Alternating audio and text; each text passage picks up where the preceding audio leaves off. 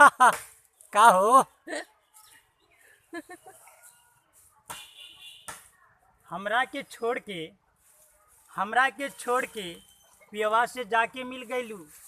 आय हो दादा। काहे करे जा इतना जल्दी तू हमरा के भूल गईलू। वाह।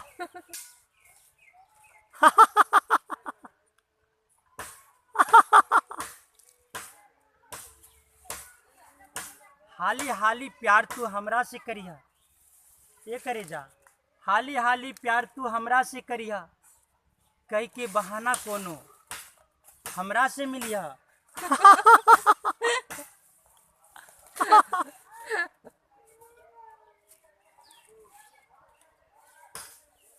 वाह।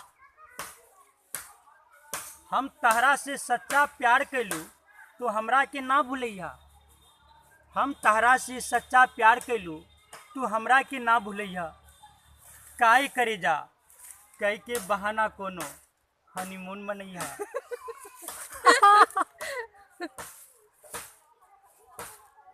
का हो? अरे तहरा के प्यार तो हमरा के सारा गाँव में भुला देले बा। अरे का हो, हम तहरा के का कही न कही, हमरा के कुछो समझ में नहीं ख्याला। का हो?